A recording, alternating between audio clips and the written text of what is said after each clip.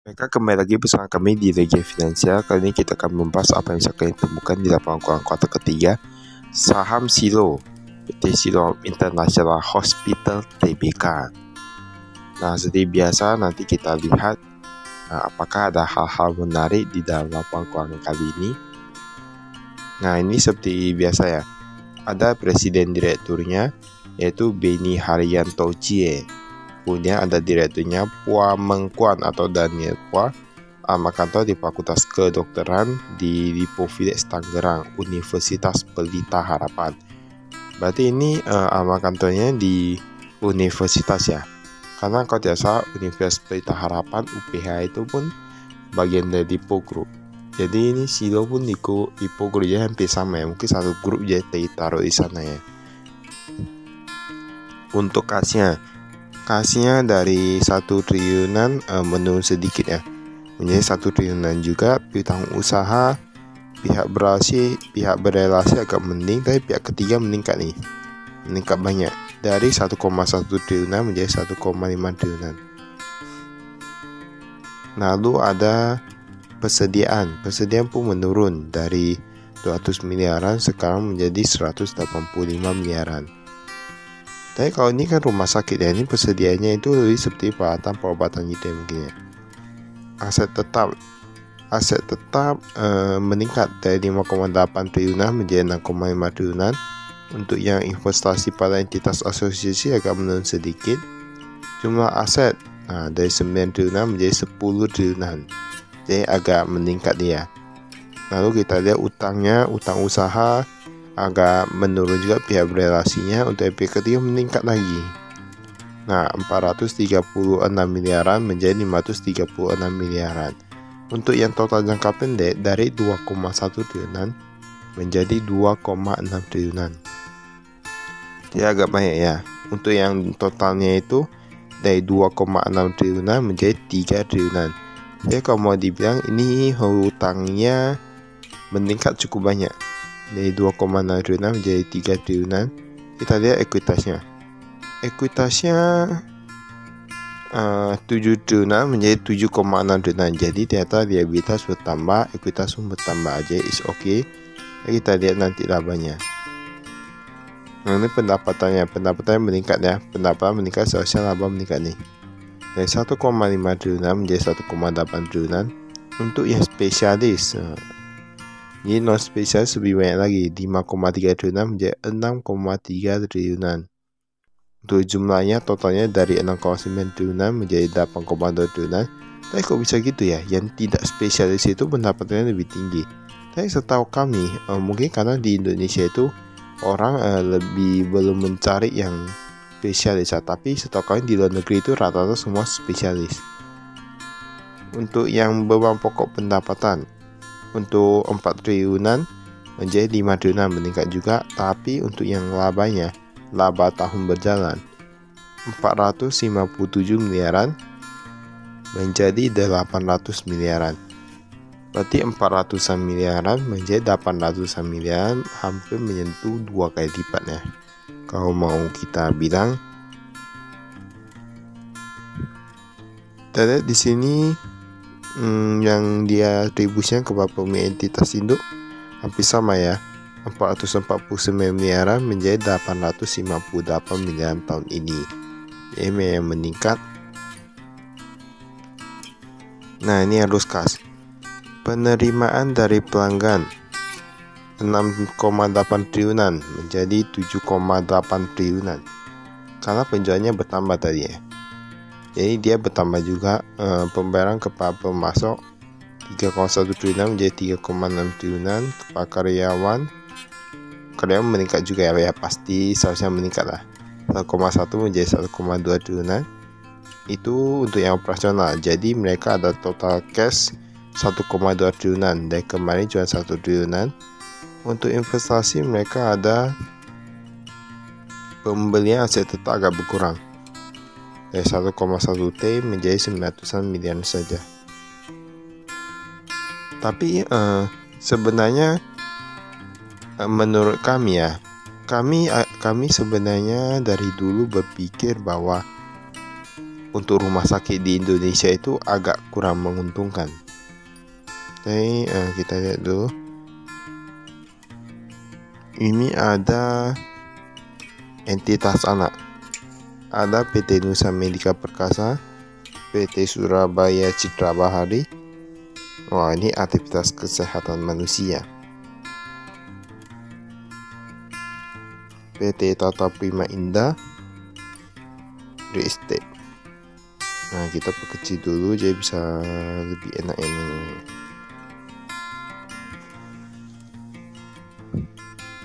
Tampaknya di sini yang dipegang sama Silo ini bukan rumah sakit aja, ada properti, perdagangan.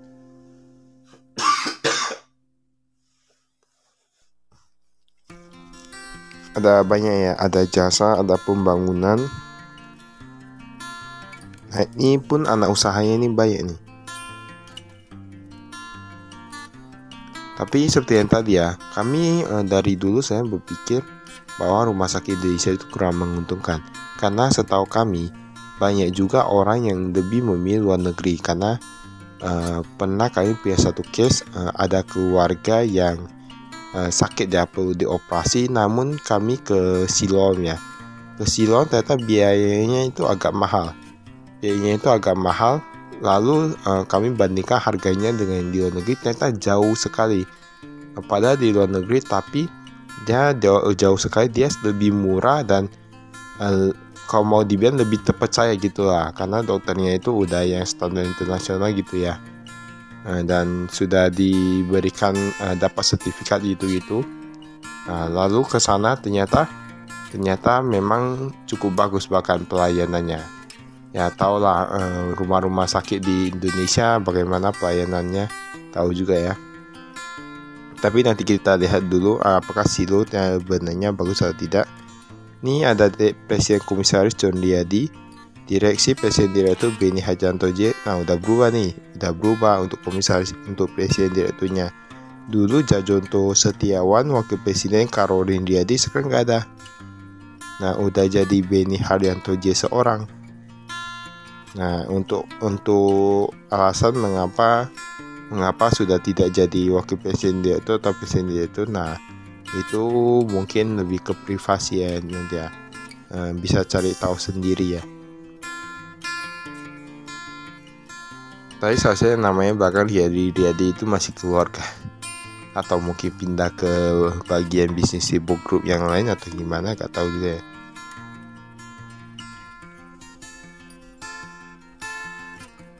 Tapi memang kami tidak tahu apakah pelayanan rumah kesehatan di Indonesia itu semua rata-rata kurang bagus atau gimana, karena seharusnya ada yang bagus juga ya. Nah, kami pernah masuk juga itu ada yang bagus juga. Tapi memang kalau dilihat itu kita lihat dulu yang kas ya. Kas 12 miliaran. 12 miliaran meningkat menjadi 14 miliaran. Ini yang cash di tangan. Yang Bank Nasional Nobu 271 miliaran menjadi 223 miliaran. Nah, tampaknya mereka simpan di bank sendiri nih. Nah, setahu kami kayak Nobu di Group juga. Nah, baru ada pihak ketiga. Pihak ketiga baru bank-bank lain. Ada Bank SMB Niaga, itu paling banyak. Taruh 287 miliaran, padahal tahun lalu cuma 255 miliaran. Bank Mayapada, Bank Negara Indonesia, tapi menurut kami Bank SMB Niaga ini bagus tuh. Jadi nanti kita lihatlah apakah harganya itu bisa naik atau gimana. Pokoknya totalnya di bank itu yang pihak ketiga itu meningkat dari 683 miliaran menjadi 711 miliaran. Yang USD kayak meningkat juga nih. Bahkan Bank Negara Indonesia tahu paling banyak 17 miliaran. Euro tahu 4 miliaran meningkat juga. Yang berkurang itu SGD, Singapura dolar. Nah, deposito berjangka Anda tahu di Bank Nasional Nobu. Taruh 150 juta saja, menurun dari 76 miliaran. Ini suku bunganya ya. Main di deposito itu agak kecil.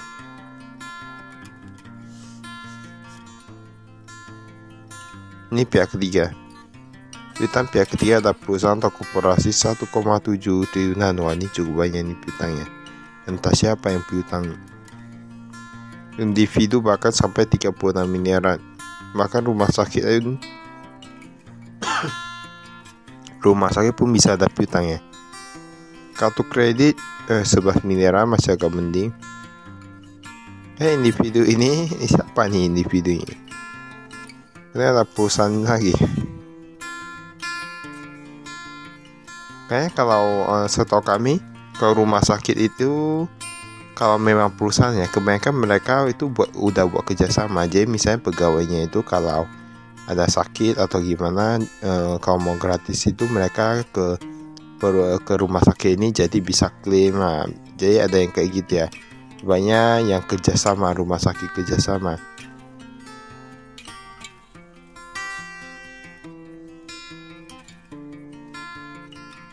Kemudian kita lihat pihak ketiga.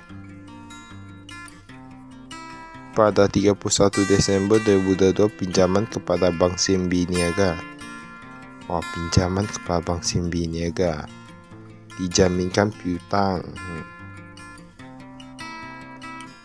Aset keuangan lancar lainnya. Berarti bahkan bisa pinjam kasih bank juga, hebat juga nih ya. Pihak ketiga piutang sewa 18 miliaran menurun. Klaim ke pihak ketiga 52 miliaran meningkat. Dana yang dibatasi penggunanya 12 miliaran.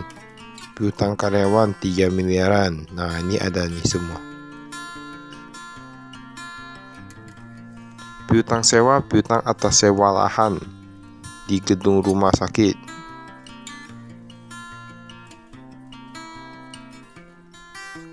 Ini persediaan. Nah, ini persediaan yang tadi berkurang ya. Perlengkapan medis berkurang. Nah, aku bisa nih perlengkapan medis berkurang. Bukan seharusnya perlengkapan medis itu bertambah.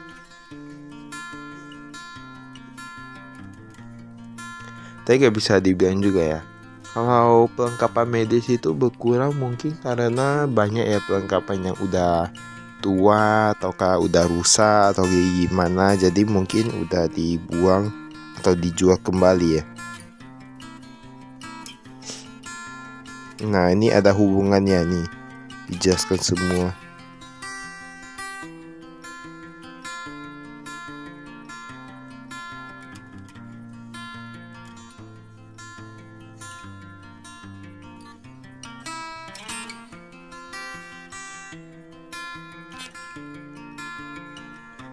Ini banyak ya yang di bawah pengendalian yang sama. Kan namanya satu grup.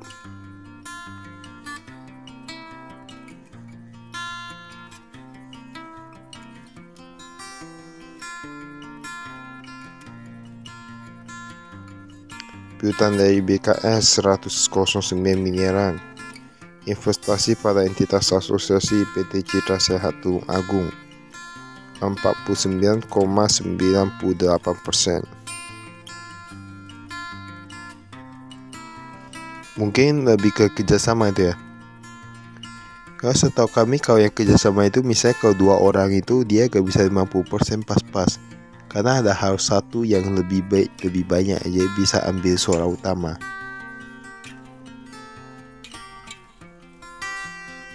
Kalau ini yang untuk aset tetap. Nah, bisa dilihat penambahan dan pengurangannya.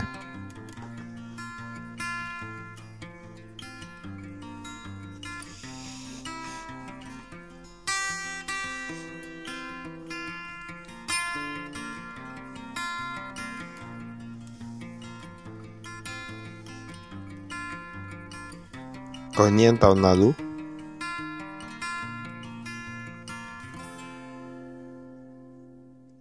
Pada tahun 2022, perusahaan membeli tanah milik Ripo Karawaci, entitas induk sebesar 26 miliaran. Wow.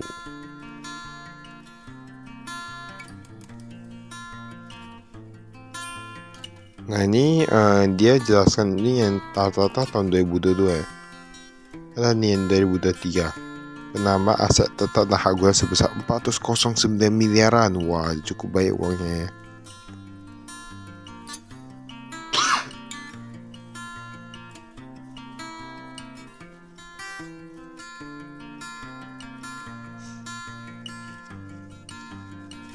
Ini untuk yang akuisisi saham.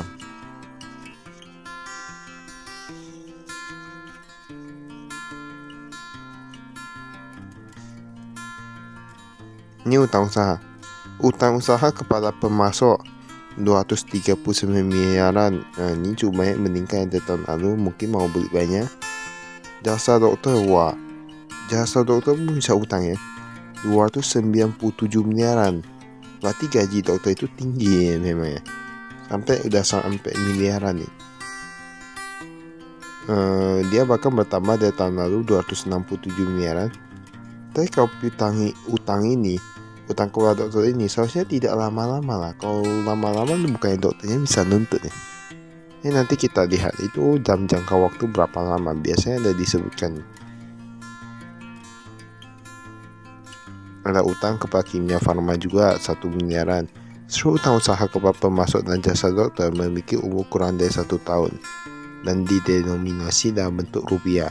Nah, di sini udah langsung dijelaskan bahwa utang tadi yang kepada dokter itu dia di bawah 1 tahun, berarti masih aman ya untuk dokternya. Tapi untuk kenyataan dia apa nggak tahu ya. Kan lalu ini utang titipan ada juga.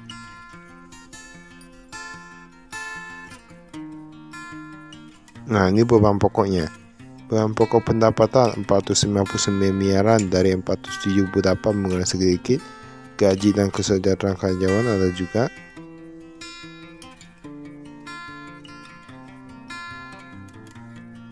Ini jenis pinjaman.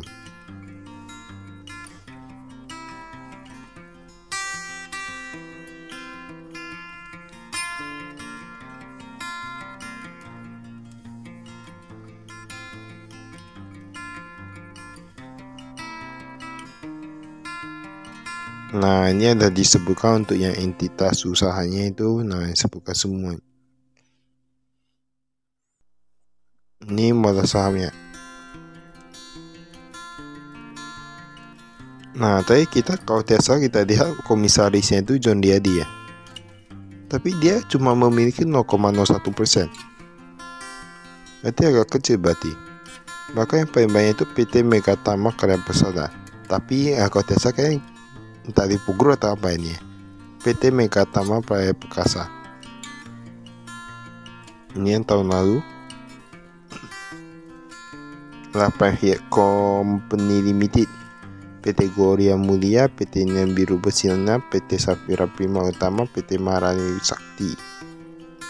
Tapi memang kalau setahu kami untuk Siloam Hospital ini banyak yang mengatakan untuk di Indonesia, untuk yang lokal ya, agak bagus ya, agak bagus. Dan sebenarnya bukan karena apa, karena banyak juga orang yang masuk asuransi tapi bisa klaim di sana. Jadi dia bisa klaim asuransi, jadi banyak orang yang ke sana untuk memakai asuransinya untuk operasi. Tapi misalnya ada yang pakai uang pribadi, mau yang lebih baik atau mau cari yang luar negeri, nah terkadang mereka pilih luar negeri.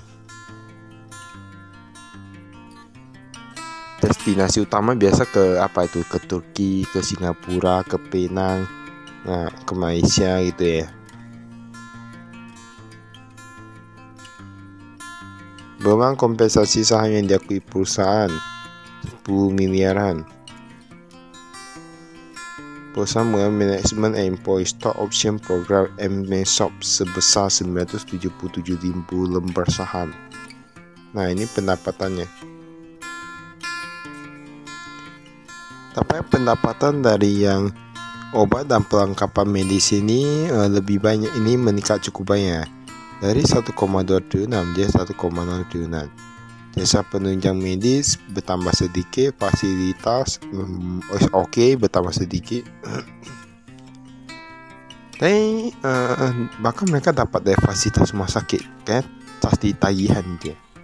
kamar rawat inap meningkat juga 463 jadi 545 kamar operasi. Wah, 138 menjadi 190 miliaran, penambah administrasi 220 miliaran. Karena kayaknya paling banyak itu yang dari obat dan perlengkapan medis nih. Kita lihat tadi kan yang rawat inap, sekarang rawat jalan. 1,8 jadi 1,9 untuk jasa penyembuhan obat, 1,2 triliunan dari 900 miliaran. Jadi totalnya itu dari 6,9 menjadi 8,2 triliunan. Tapi kayak paling banyak yang pertama itu kayaknya kalau kita lihat dari obat-obatannya dan perlengkapan medis ya. Nah, memang setahu kami obat kalau di rumah sakit besar itu agak mahal. Harganya beda ya. Tapi beberapa kali kami untuk di Indonesia itu memang mahal ya. Kalau ke luar negeri itu kalau untuk obat-obatannya itu kayak gak terlalu mahal loh. Gak terlalu mahal. Gaji dan kesejahteraan karyawan meningkat 120 miliaran. Beban keuangan, beban lain-lain. Dia dah dijelaskan semuanya ini ya.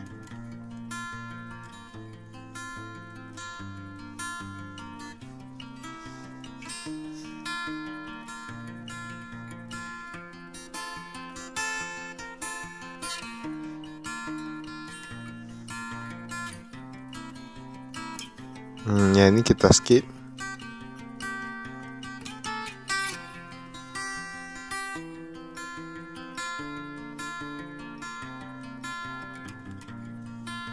Standar akuntansi. Baiklah, itu saja dari kami. Sekian dan terima kasih. Salam investasi.